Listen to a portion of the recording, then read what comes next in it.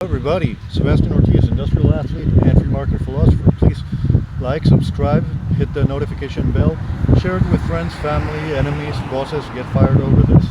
But most importantly, try to reduce everything I say to a general rule of thumb that you can apply at will situations such as opponents and obstacles arise in your life, because that's what learning knowledge is all about.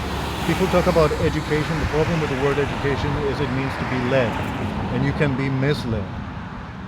It comes from the Latin ducere, which is the same root for the word duc, or il duce for the Italian fascist dictator of the early 20th century, Mussolini, and for conductor.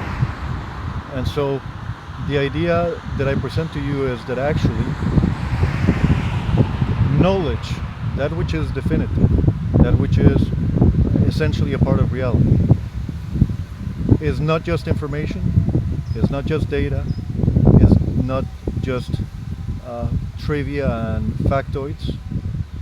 Knowledge will help you get understanding, and with the understanding, then you can practice wisdom, which is the exercise of virtue. And virtue can be more or less reduced to self-control. Reality truly functions on the basis of self-control and self-defense. And unfortunately, because of the political institution of the nation state, the idea of self-defense, or of defense in general, has been not only rejected, it has been abandoned, and so much so that all defense is centralized in the police, the army, and the intelligence services. I say this coming from Costa Rica, where the army was abolished after the War of 1948, the Civil War, and since then there has been no mandatory military service in Costa Rica. There has been no standing army, and yet there has been no right to bear arms that is seen as a fundamental constitutional right like in the United States, which is very important because that is the Swiss model of defense, that every household and every head of household is, in a sense, a defender of his property along with his neighbors.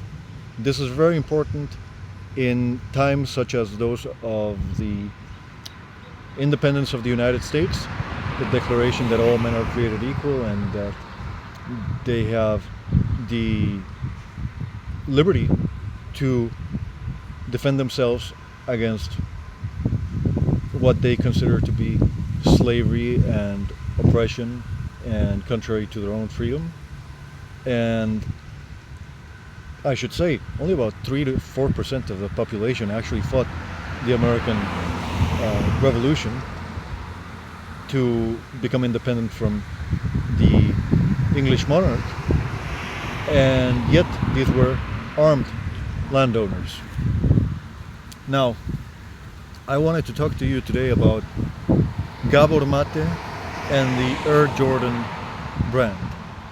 Now, I was given a book called The Myth of Normal by Gabor Maté, and to some extent I was curious because I am an opponent of psychiatry, of giving people drugs as a solution to their problems, sometimes even against their will and by force, because the state allows medical professionals to do that. And I am against insulting people by saying that they are sick. I am informed and have good knowledge of the situation because I have read the works of Thomas Schasch, who was a doctor and professor of psychiatry in the United States, who wrote The Myth of Mental Illness. And so I thought that Gabor Maté's book would be a restatement of that old slogan that it is no virtue to be well adapted to an evil society. And I try not to use the word society simply because it mischaracterizes the market and the state.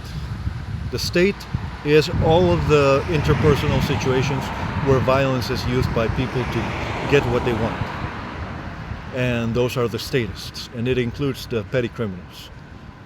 And the market is all of those human interactions where there is consent and therefore uncoerced exchange of goods and services. And so society means soci in Latin, pronounced soci, which means those who seek ends. And so society first collectivizes people into a corporate body to say, we are a we, which is not realistic, only individual persons act. And where the validity of action stands from an ethical standpoint is in doing whatever you want, but not attacking other people and their property, or threatening to do so as a means to finance your operations. And where the evil in action lies is in doing the opposite, which is what the government and criminal persons such as thieves do. Now, I, of course, thought, well, here in the Netherlands, they say, do normal, which means do what's normal, which means imitate with conformity what everyone else is doing. And that is very dangerous when everybody else has been raised by the institutions, by public schooling, by private state-regulated schooling, etc. When you have been raised in North Korea or Nazi Germany, or in a country where you are forced to enslave your children to school because otherwise you will get a fine and otherwise the government will come knocking on your door, it is very dangerous to say such things. And yet, my conclusion about the Gabor Maté book, and I didn't finish it, is that it lends too much credence to this general theory of trauma, that there is a wound, that's the meaning of the word trauma, from the past that makes you somewhat limited and challenged in the way that you behave in society. Actually, this created a very bad culture, especially in the 1990s when I was growing up, in popular culture and music, the era of grunge. I liked the melodies, but the problem is, here you saw very talented, good singers, good-looking, athletic young guys who went on to get into drugs and promote a self-pity culture of adopting the ideology of trauma. The idea that adverse experiences from the past determine your free will to such an extent that you cannot choose clearly what is right from wrong. And of course, philosophy is, as opposed to education, is communicating knowledge so that virtue, excellence, can be practiced, rather than moping around and whining that you suffered early on. I think that the moral of the story truly is about trauma, which is those who truly are, in a sense, vulnerable are children. Children because they are not free to leave, they are not experienced enough to be financially independent, they have a very deep and survival-based biological attachment to their parents. They are extremely sensitive because they are still learning and their brain is developing, so they are unsure about their convictions, and so to expose them to aggression or hostility, that is insults and the things that developed in Western civilization as a result of Christianity. You realize that the Gospel of John is the basis of things that we call manners, politeness, etiquette, protocol. All of that is in the Gospel of John. I give you my peace, and I leave you my peace, but I don't give you peace the way the world gives peace. Like peace by the sword, the Pax Romana, the peace of the Roman Empire, of submit, or else I will impose myself on you. No. And he says, love each other as I have loved you, and then they will know you are my followers. This is a new commandment I give to you. That's the Gospel of John. And so to expose children to the opposite, yes, that is a kind of torture, because they are more or less trapped in their existential circumstances. And yes, this means that they will become more impulsive in adulthood as a result of feeling threatened, being put into a stressful fight or flight mode, when the whole point of growing up, of raising children to become adults, is to give them the model that they must not imitate but emulate in their goal of growing up to be adults in self-control. And so the whole idea of criticizing society based on adults feeling that they were victims and traumatized is not focusing on the solution.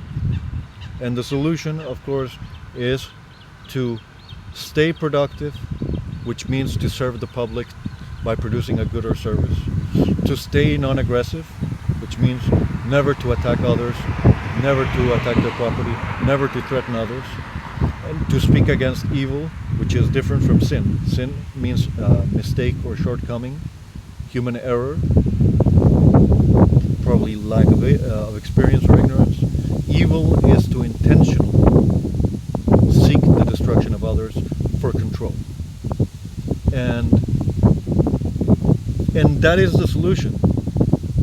The more complex solution is to become strong in yourself, and that is done by adding value to people's lives, by saving, investing, by staying healthy, rather than by feeding the therapy industry and complaining about having had a tough past.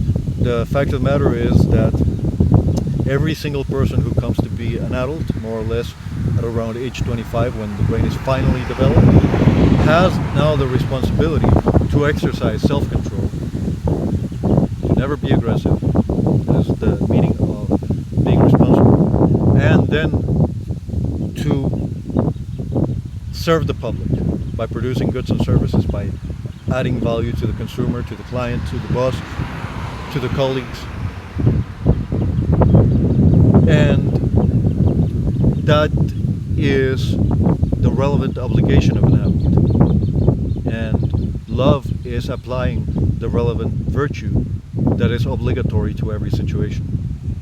And so by the time you're an adult, things that were adverse and maybe unacceptable behavior on the part of adults surrounding you have to stay in the past. You need to heal, and you need to then think like a method actor. What would the person, the shiny, confident and calm person that I would have been otherwise, if I had not been so frequently stressed, been like? And act like that, and not just be a radical conformist who is imitating what everyone else does. There's a saying also in Dutch, if you do what's normal, you already do crazy enough. Actually, in a evil, politically structured society of force, of the state, if you do crazy, then you did normal enough, because the state is promoting the idea that people can go ordering others to submit to their will, to obey, and otherwise men with guns can come and and attack them. And I wanted to talk about Michael Jordan. The Michael Jordan brand, Air Jordan, was a deal that he struck up with Nike, and that was before he won 6 championships in the NBA. And he made a heroic vision of himself with the Jordan brand of, I will elevate the game by trying my best to be an excellent person who does his job, and no matter what obstacle you throw at me, I will overcome it as an adult and persistent basketball player. And that mystique led to millions of people buying his product and his becoming rich. And this was after he also suffered injuries coming under the attack of the Detroit Pistons, when the NBA was a lot more violent place. So I would say that it is very important to focus on that, on success is the best overcoming of the past, rather than to constantly focus on the negative aspects of the past, as many of those young men who killed themselves with drugs and made a lot of money on selling teenage angst to the public did in the 90s. Thank you for watching, and till the next time.